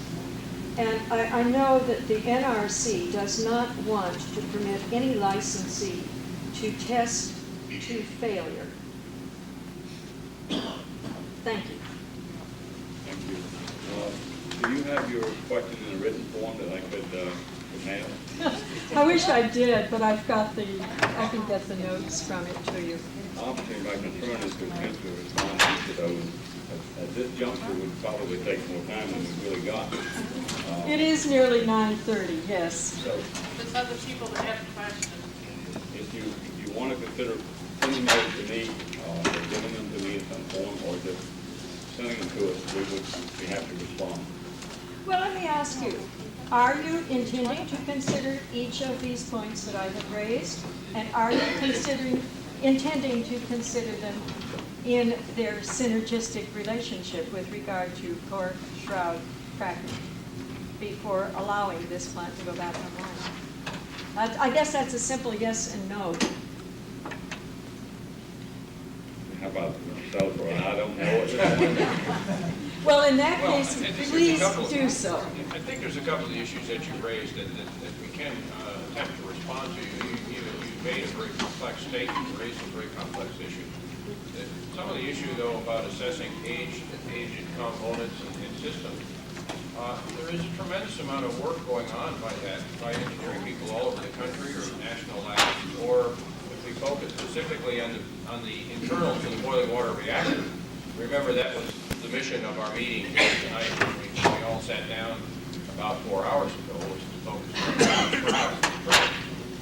on the industry, the regulator, the members of the boiling water group have invested millions of dollars in a tremendous amount of work over the last few years, attempting to understand certain aspects of this aging phenomenon. And there is still quite a road yet to walk to more fully understand that, but I believe a great deal of work is being done. One of the points you made about a lot of theoretical stuff being presented and no facts, I would tend to debate with you a little bit, because yes, you saw a lot of theory and some theoretical numbers and this sort of thing, but a lot of those numbers that were presented are based upon a lot of experimental work, whether it's done and sponsored by somebody like General Electric, or somebody by the Electric Power Research Institute, or ourselves with our Office of Research for other national labs. So, you know, they look kind of theoretical and esoteric to you. I would suggest that most of these numbers that have been presented are quite soundly based, with a lot of work by some very talented people, and you've referred to PhDs in the audience. I think there's a reasonable share of PhDs that are either on the staff in front of you, or that the utility is brought in to help them work on it as well. From the standpoint of management focus, or the focus of the NRC, I think our chairman has been very stern in this area. And Chairman Jackson has responded to some of the issues raised at the Millstone facility over the last couple of years in redirection to the staff and redirection of the NRC's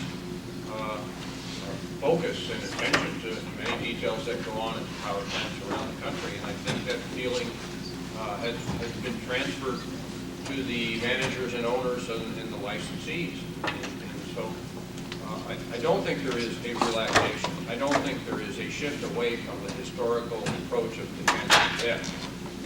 And I think, if anything, there is clearly an emphasis for us to increase our vigilance, not relax it, not turn the other way. You mentioned something on the strategic assessment activity in the budget.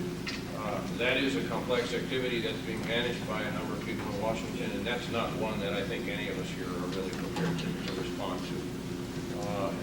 So I just 20 minutes to make up for the time that we lost at the beginning. let's try and go briefly on the questions, and we'll try and be brief on the answers. I'm not a The man was PhD or here. anything, Yes, but sir. I am ASME certified AWS and federally certified pressure welding, for pressure vessel welding. I've worked at several nuclear plants, never out here. But I live in the area. My name is John Quinlan. I live in Scriba, about a mile from the plant. My concern is we have this big meeting here. You know, you've given us a lot of things that are probably beyond a lot of us like myself. But I would like to see the NRC come back here with a meeting and explain to us exactly what's going to happen, if it's going to operate. You know, give us a little more data. I mean, we've all sat here, most people, for at least 4 to 5 hours. I know, you know, we're not getting paid. I'm sure you're getting paid somehow. But I think we deserve some answers to what the end decision is going to be.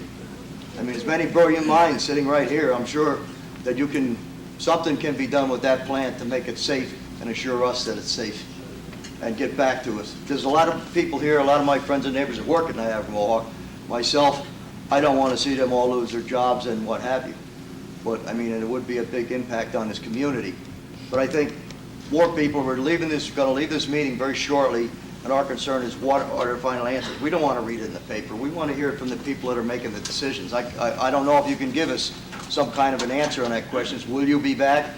Will you have an informational meeting and give us a decision of what maybe you could even streamline it rather than sit through 2.5 hours of, you know, a lot of things most of us don't understand.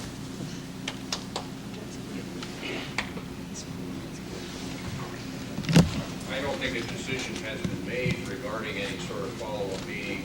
You may recall that at the end of the first session, I pointed out to the utility that the force route activity, which was the central focus of the meeting, was we were not prepared to make a decision at this time. And we knew that. Well, I understand that, but And I want to remind you all of that. And I wouldn't want to even speculate the outcome of the decision. There is a great deal of work yet to be done. But I think the idea of whether there is some other, another meeting or not, I don't think that decision has been made. I just don't know. But I would like, even if it's just one person, to come back, tell us your analysis and what you looked at in the past records up there, and come back and give us, even if it's one person for a 1-hour meeting, all we're looking for at the end result is some kind of information. It's a reasonable request, but I don't think we can make a commitment. I understand your comment. That is something. I don't want to read something in a paper that, you know, I know how everything gets twisted around when it hits the newspaper. That is something that we will be assessing as we continue with our review, and as we get closer to that decision will be made. Yeah, I understand it'll be a period of time, but I think that's most of the concerns of the people in this room at this point. Thank you. I do understand the request. Thank you.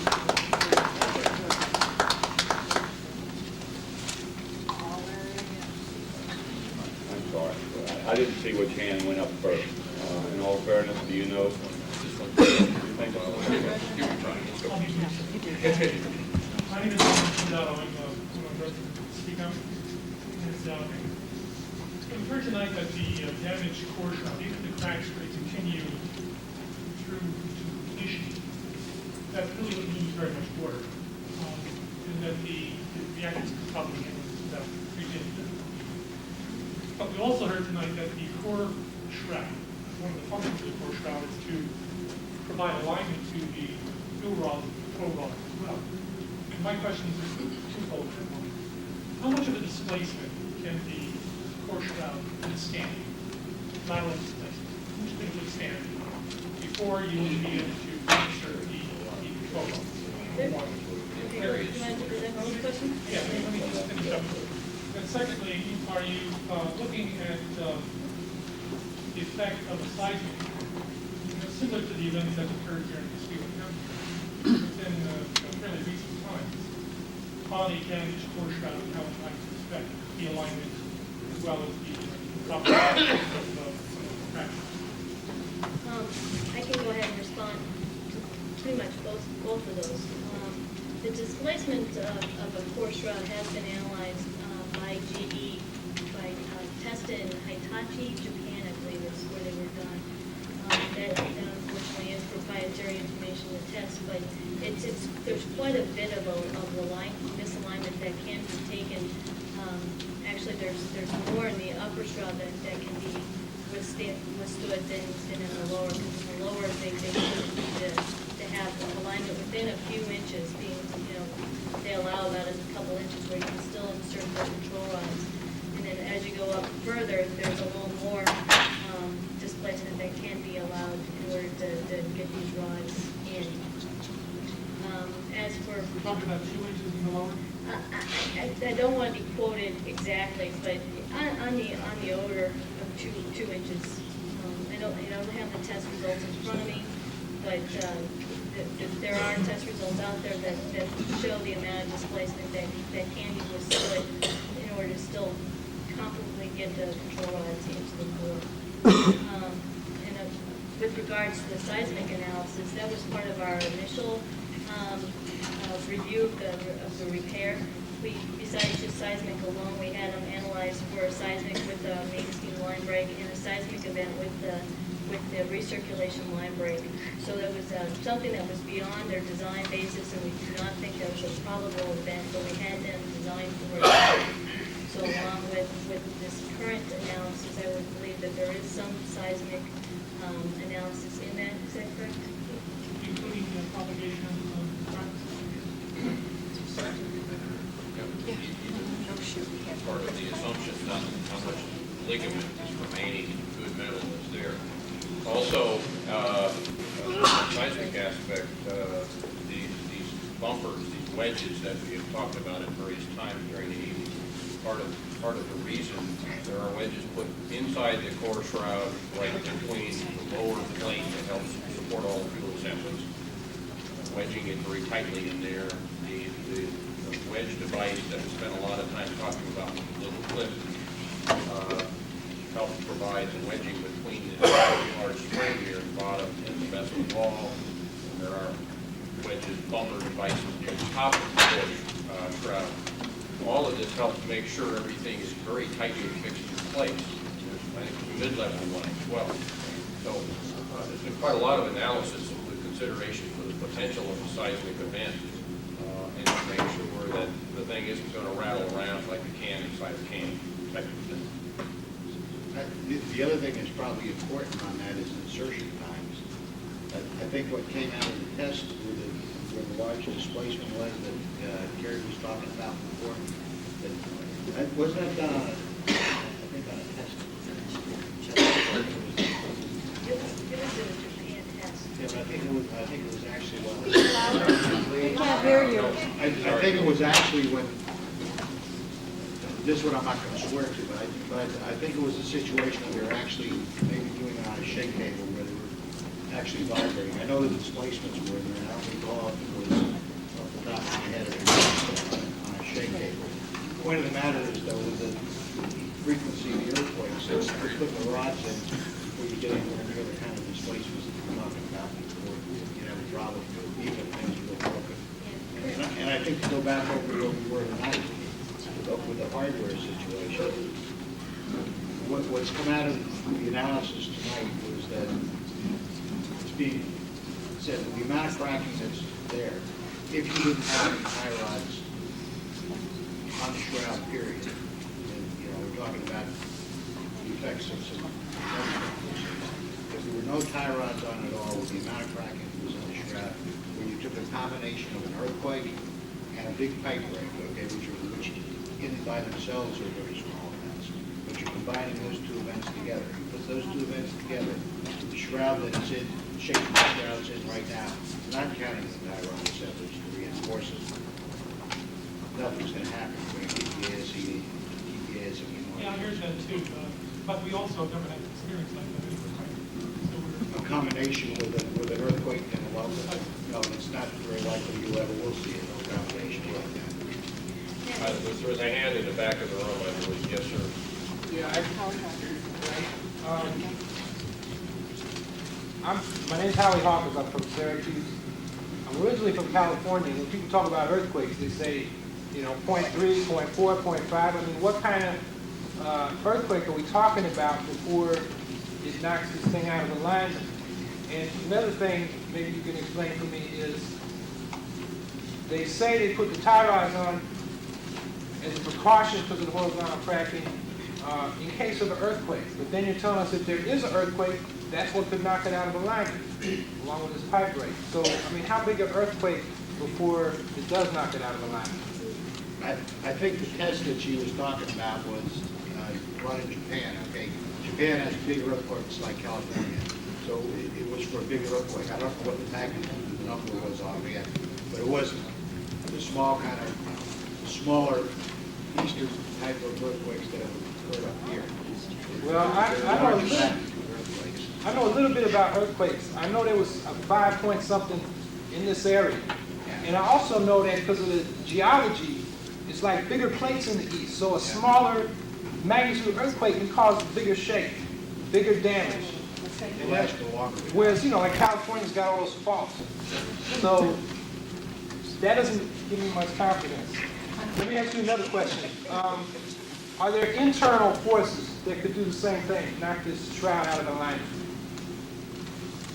What about a water hammer event, which I understand it had problems like that in Oyster Creek, which is very close in design to this one? Yeah, I don't believe a water hammer, just offhand, I don't think a water hammer event could happen within the shroud itself. That's generally in the piping systems. Outside, like NIMO has 5 recirculation pumps. So a water hammer, if it was going to occur, would be like in a recirculation line, one of their 5 lines. I don't think it would be in the shroud to create that kind of a force that you're referring to. Let me correct that one a little bit. Oh, okay? Sorry.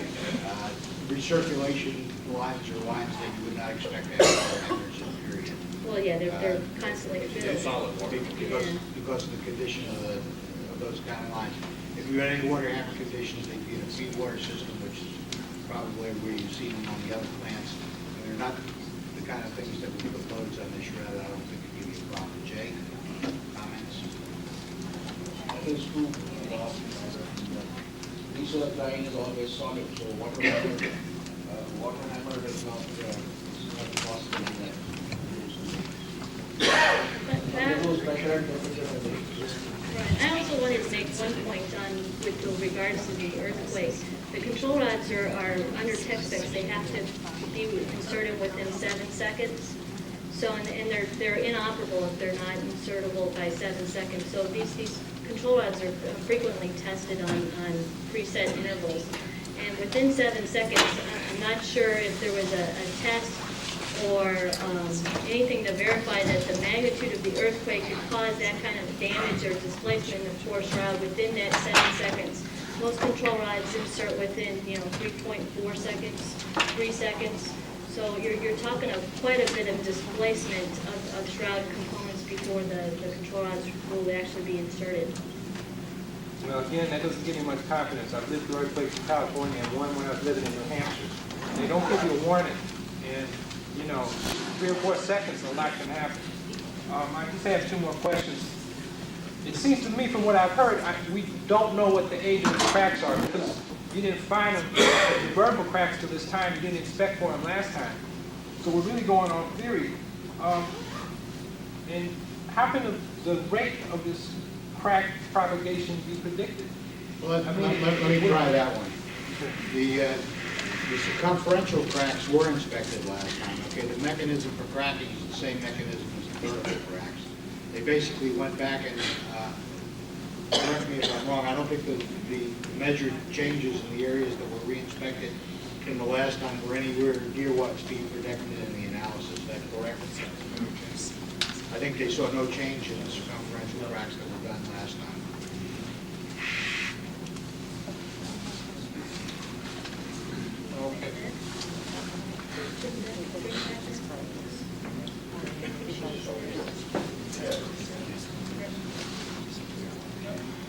My name's Al Sweet. I'm from Shenango County. First of all, for Mr. Hood, the core shroud doesn't exist all by itself. You can't talk about simply core shroud materials, core shroud problems. It's part of a much bigger piece of machinery, which is part of a bigger organization, which is part of something bigger than that. And there are problems which exist at every level. In regards to the reactor itself, in addition to the core shroud, during the most recent outage, were other reactor internal components examined? Were there any faults found with any other reactor internal? None. Can I answer that one before we got on? Early on, when I started, many hours ago tonight when we started this meeting, I put up a set of slides of the VWR VIP programs, and I think it went from 0 document to about 28 document. All those are various things that are developed by the VIP.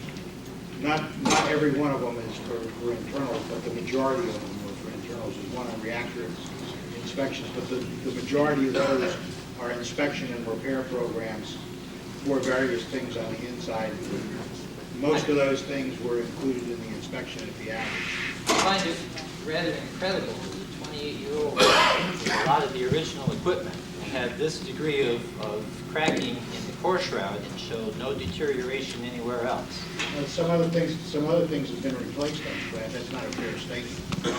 For instance, the primary coolant loop on this plant was replaced in, 1982. There's been other things that have been replaced on the internals, and there's been other repairs. It's not to say nothing else has ever been degraded. So you agree that the torus of 9 Mile 1 is somewhat degraded? Yes. Yes, that's true. I have here a list of about 20 in the past year and a half violations and errors issued against Niagara Mohawk by the NRC. This is not the same list as what Linda showed before. This is only recent, in the past couple of years. But there's hearings, and there's a whistleblower here who has terminated. There's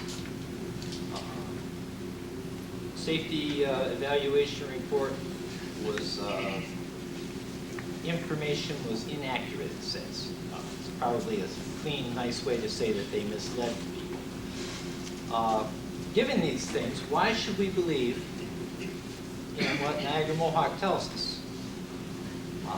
They've obviously rearranged the information before to suit their purposes, and there's no reason to suspect that they won't continue to do that. The computer model analyses that you've been giving us about crack propagation rate and other things, all apparently are things that are operating under normal operating conditions. Well, what happens when something gets abnormal? when an operator... Can I answer that, please? Try to answer the ones that we can answer. The crack growth analysis that's done for the cracks growing, those are done under normal operation for growing cracks because that's the time when the cracks grow. But the problem is that when there's an accident, it's not normal, and that's when we're concerned about the problem. He's going to get Let you me more. finish. The other piece of the analysis that was done was given that the cracks are a certain size and the pieces are a certain size. The analysis that Mr. Ranganathan presented tonight was analysis under the accident conditions with the assumed cracking that's there. I mean, you can't have it both ways. Well, the analysis that I heard of an accident condition was a seismic one, along with a broken pipe. Put 4 or 5 more problems in there with it. Put an operator who isn't licensed or adequately licensed and doesn't know what to do. Put another piece of junk that's gotten stuck somewhere that didn't belong there and jams a valve. The accidents that have happened in nuclear power have often been multiple problems, where 6 out of the 7 safety systems have failed, and only 1 prevented a major meltdown. This appears to me to be one more potential problem that can just add with other ones. The issue financially of stranded costs for utilities is being hotly debated recently by the Public Service Commission, by the utilities, and as I understand it, has not yet been resolved. And it just seems flat in the face that this is simply an attempt by Niagara Mohawk to keep the issue quiet, keep their plants ostensibly making some sort of a profit so that they don't have to deal with a dead plant when it comes time to make their decisions about stranded costs. It's one of the oldest plants that we have. It's got one of the largest cracks that we've seen in the core shroud. We don't know what this kind of a problem will do to a plant in the case of emergency. Everything is computer analysis. You said before that initially you didn't expect any cracks in these things 30 years ago when they're put on now. So now you're making up regulations to deal with the cracks, and it's catch-up. This doesn't give me any confidence at all that this plant, Niagara Mohawk, can operate together safely. And I find it morally indefensible to continue operating this plant. Thank you.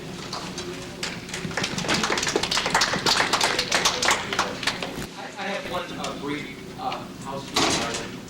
If you're stuck in the mud outside, the tow truck is here to help you out. So anyone that's no, not at all. You're welcome to come back. We'll keep you. But I hope this isn't an indication of how you run your nuclear plants, because you simply should have put the barriers up. Or didn't you know till we got stuck? You didn't think it happened. It's not in your language. Didn't think it would happen.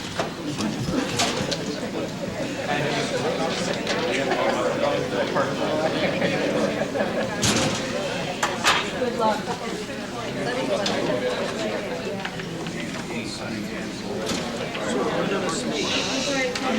We can't hear. They think you're a cameraman. Would you give me a name again, please? I can't hear you. Pete Cunningham. With respect to the failure of the old plant back in the 30s, heavy loading. They explained that means that heavy loading.